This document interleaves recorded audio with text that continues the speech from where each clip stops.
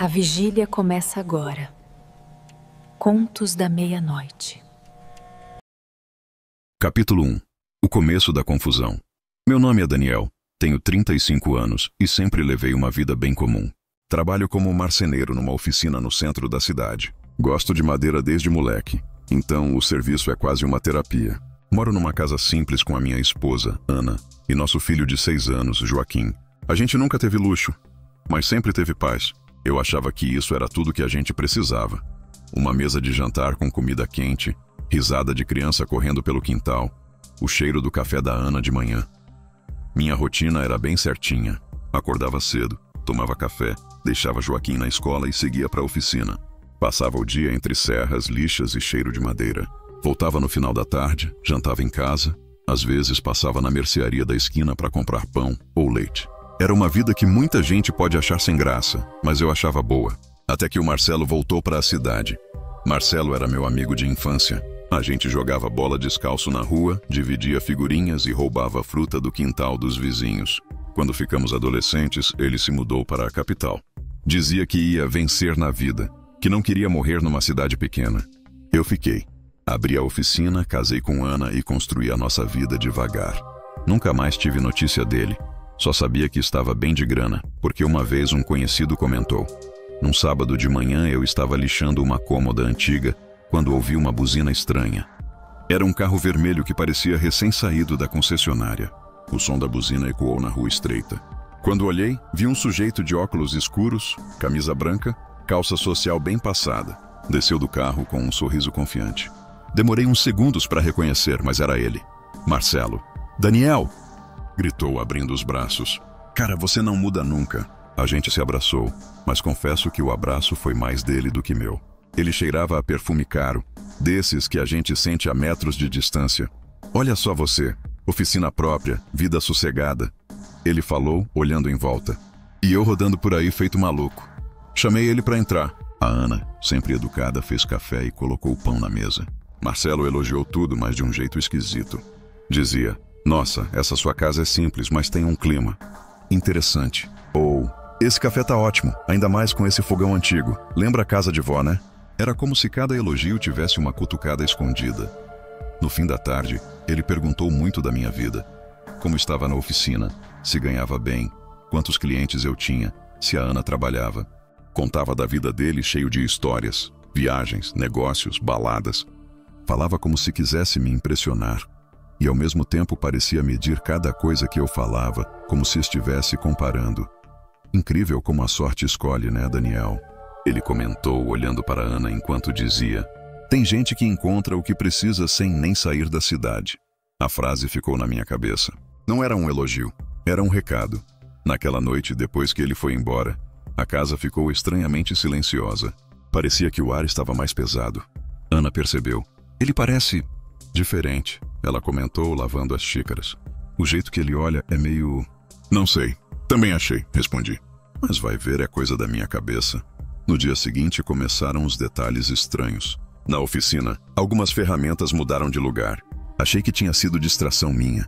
Depois um cliente ligou dizendo que a mesa que eu tinha restaurado chegou com um risco em forma de X.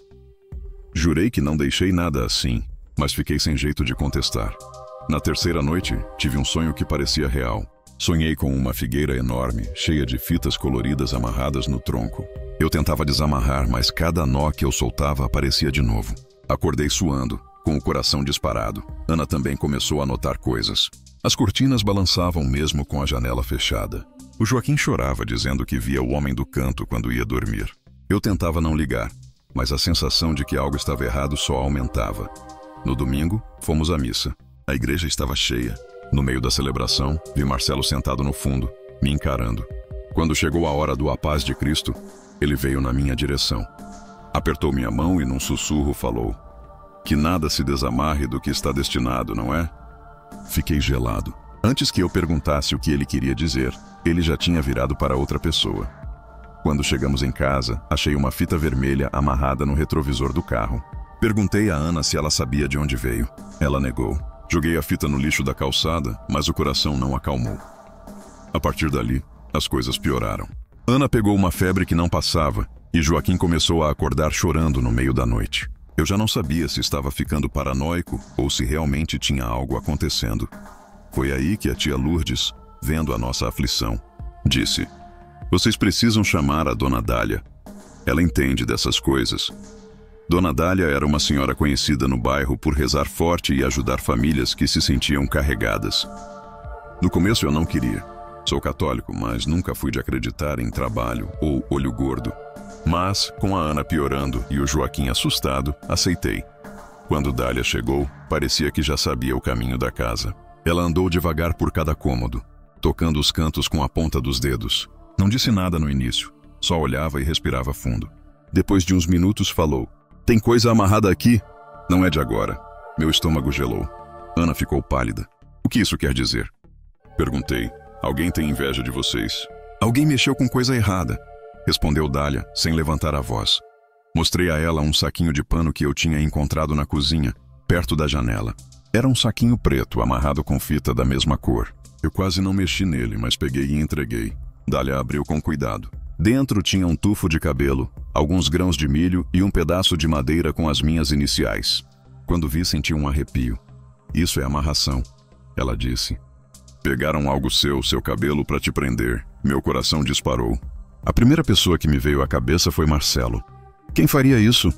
Perguntei, mesmo sabendo a resposta. "Você sabe quem é," ela falou, olhando direto para mim. Dália pediu pra gente rezar junto. Jogou sal nos cantos da casa, passou água benta nas portas e disse: "Tem um lugar onde o laço principal está. Uma figueira antiga.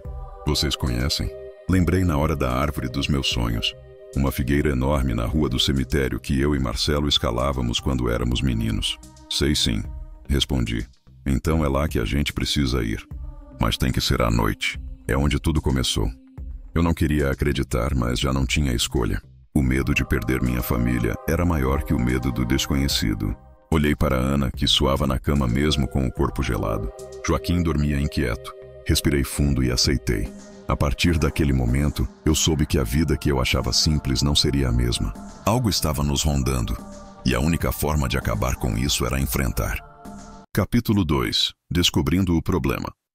Depois que a Dona Dália saiu naquela noite, eu fiquei sentado na sala sem saber se acreditava no que tinha acabado de ouvir.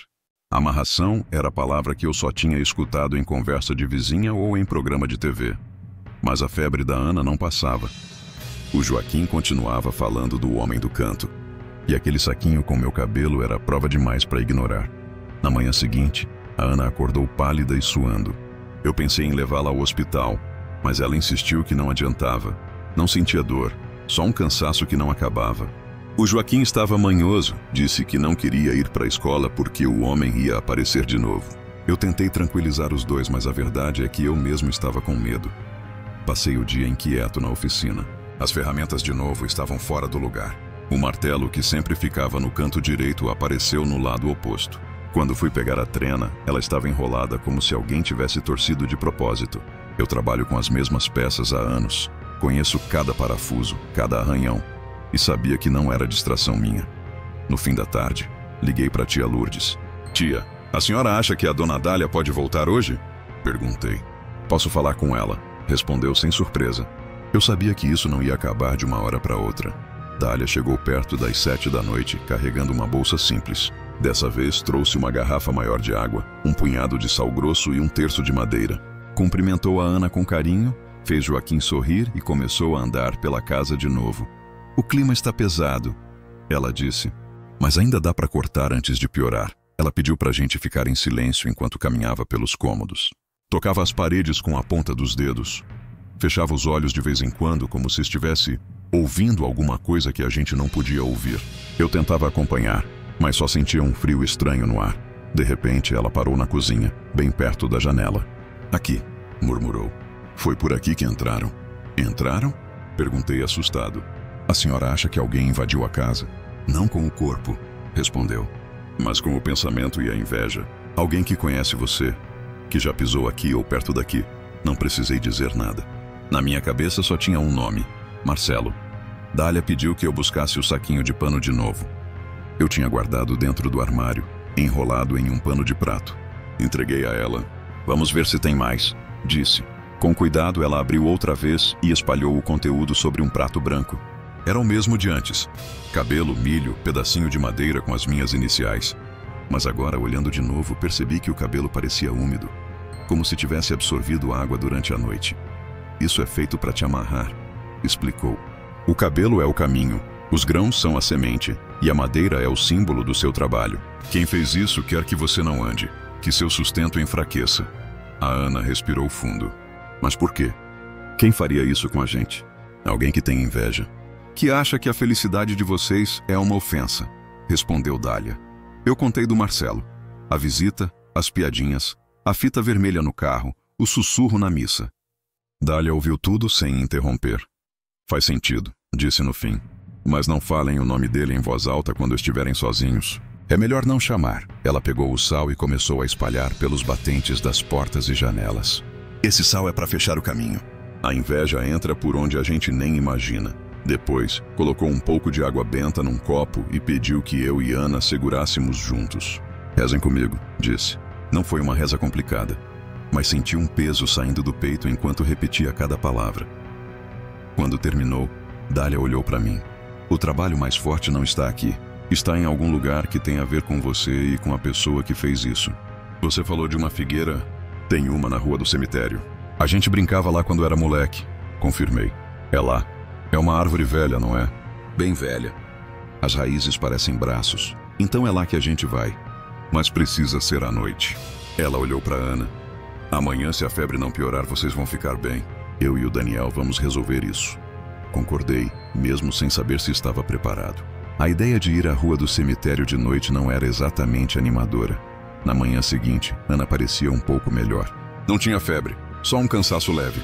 Joaquim acordou animado, como se tivesse dormido bem pela primeira vez em dias. Isso me deu um pouco de coragem. Passei o dia tentando trabalhar, mas não consegui me concentrar. Cada barulho da rua me fazia olhar para a porta.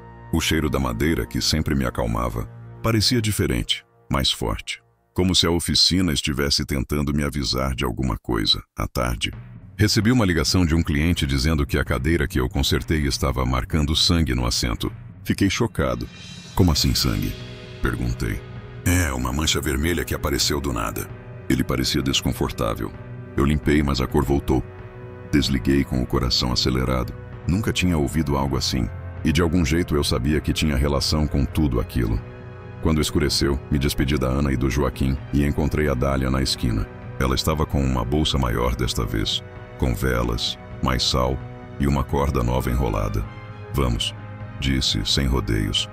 Caminhamos em silêncio até a rua do cemitério. A cidade dormia cedo e a rua estava quase deserta. O ar era frio e úmido. Quando chegamos perto da figueira, senti um arrepio que percorreu meu corpo inteiro. A árvore era enorme, mais assustadora à noite. As raízes pareciam realmente braços que saíam da terra. Fica perto de mim, pediu Dália. A luz da lua iluminava o tronco grosso. Foi então que vi várias fitas penduradas, de cores diferentes, balançando de leve, mesmo sem vento. No meio delas, um frasco de vidro marrom, enterrado até a metade. Meu coração disparou. Aí está, disse Dália, apontando. Mas não encoste ainda. Olhei em volta. A rua estava vazia, mas eu sentia como se alguém nos observasse. Esse frasco é o nó principal, explicou. Aqui é onde o trabalho foi reforçado. Dei um passo à frente, mas Dália segurou meu braço. Espera, primeiro precisamos rezar. Começamos a oração ali mesmo. Eu repeti as palavras sem nem pensar, só queria que tudo acabasse. De repente, ouvi passos atrás de nós. Virei rápido. Marcelo. Ele estava encostado em uma árvore menor, com um pano branco nas mãos. A luz fraca da rua batia no rosto dele que parecia calmo demais. Boa noite, Daniel, disse como se estivéssemos encontrando na padaria. Veio buscar o que é seu? Eu fiquei sem fala. Dália deu um passo à frente, firme. Você precisa ir embora, moço. Essa história já foi longe demais. Marcelo sorriu de canto. Eu só vim ver. Ele sabe que eu só queria justiça. Justiça? Finalmente consegui falar. Você entrou na minha casa, mexeu na minha família. Eu só queria o que sempre foi negado para mim. Respondeu, e o tom de voz mudou, mais sério. Vocês têm tudo.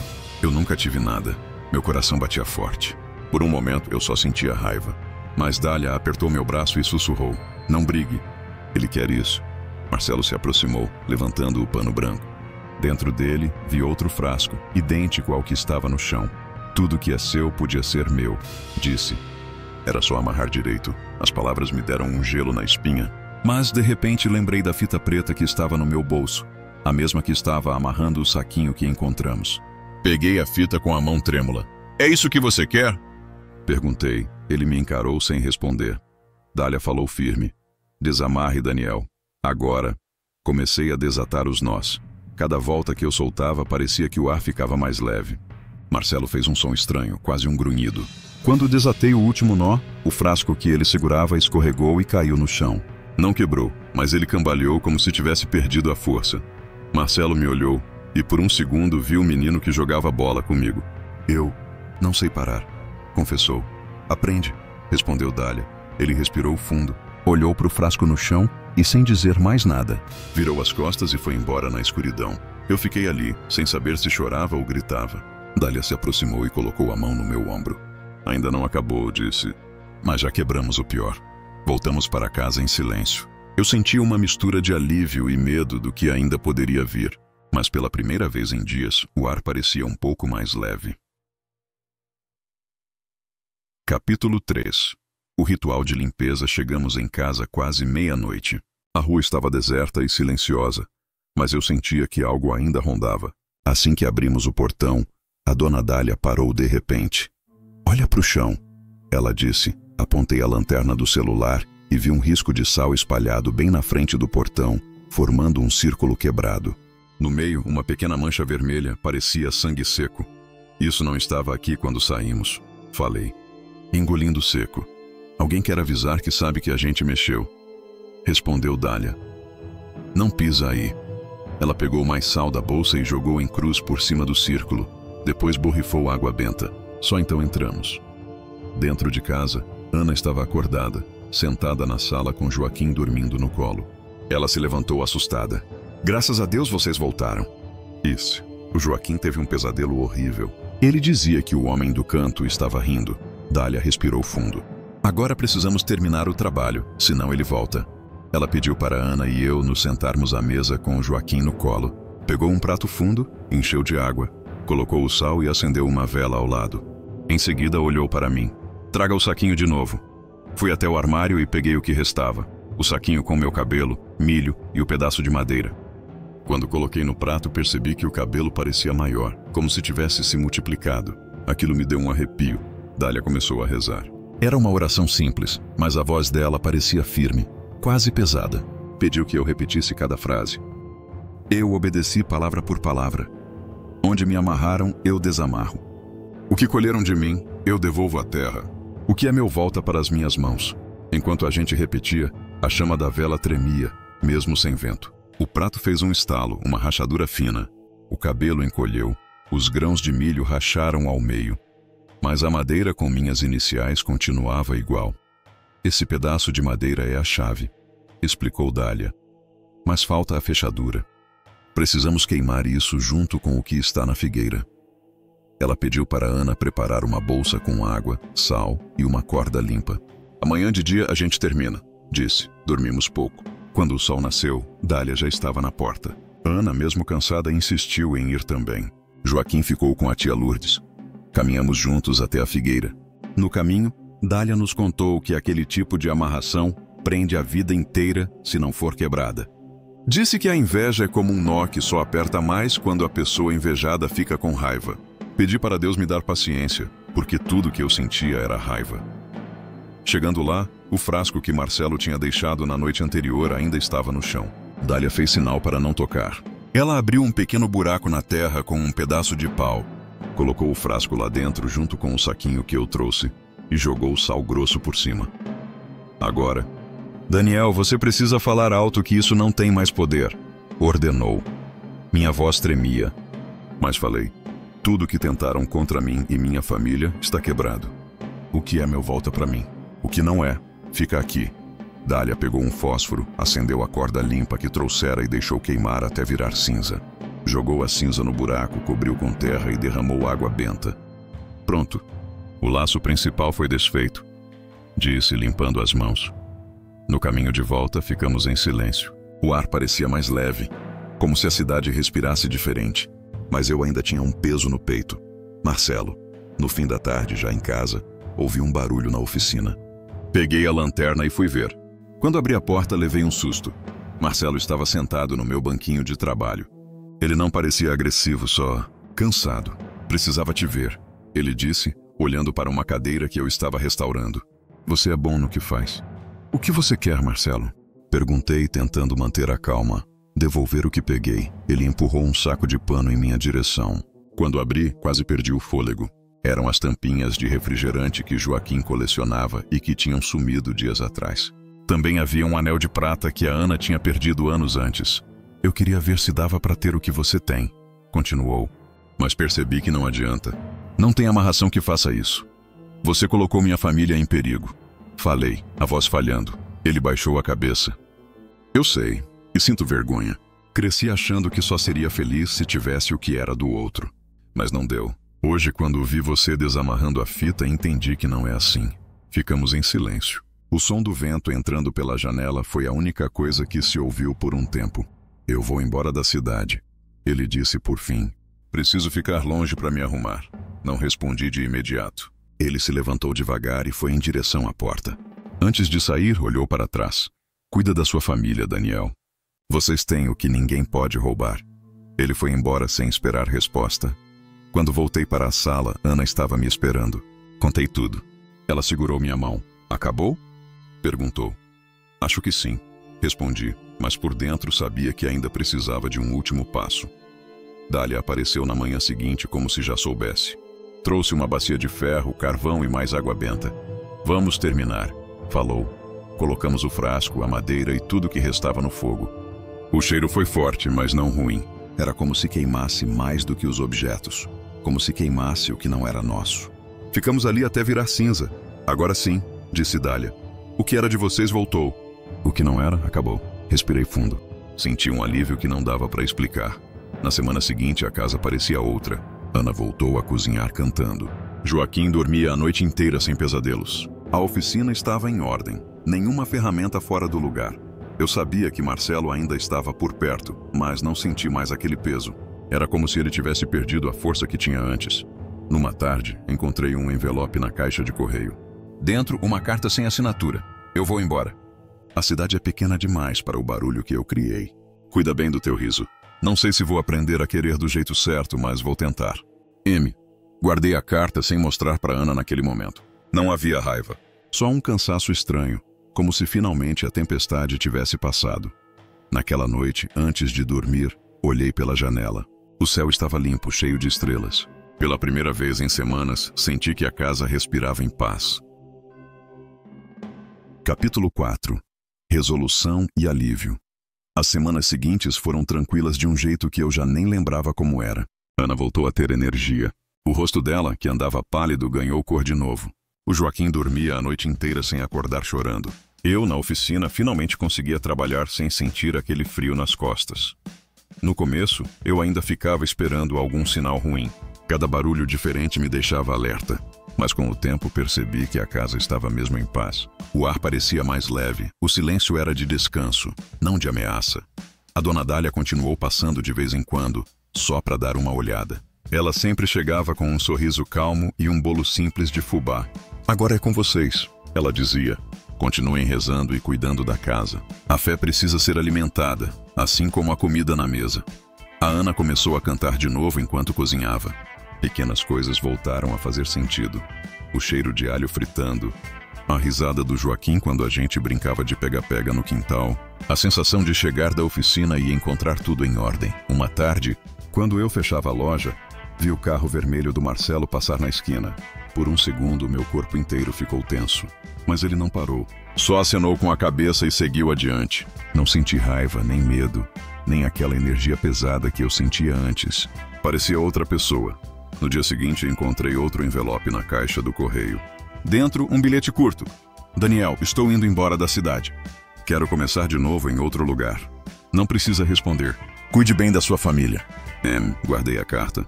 Não mostrei para Ana de imediato. Esperei o momento certo. Quando contei, ela apenas assentiu. Espero que ele encontre paz. Ela disse simples, sem rancor. Alguns dias depois, decidi levar Joaquim para pescar no rio, coisa que ele sempre pedia. O céu estava limpo e a água fazia um barulho gostoso, desses que acalmam a cabeça. Enquanto a gente arrumava a isca, vi um homem vindo na beira do rio. Era o Marcelo. Ele se aproximou devagar, com as mãos nos bolsos. Parecia mais magro e com o rosto cansado. "Posso dar uma mão aí?" perguntou, olhando a linha do Joaquim que tinha enrolado. Joaquim, sem saber de nada, entregou a vara. Marcelo desatou o nó com rapidez e devolveu. "Pronto, campeão. Obrigado", disse Joaquim com um sorriso tímido. Marcelo se virou para mim. "Eu não vim para atrapalhar", falou. "Só queria dizer que eu parei. Sei que não muda o que eu fiz, mas precisava dizer." Olhei para ele. Não havia mais aquela sombra no olhar.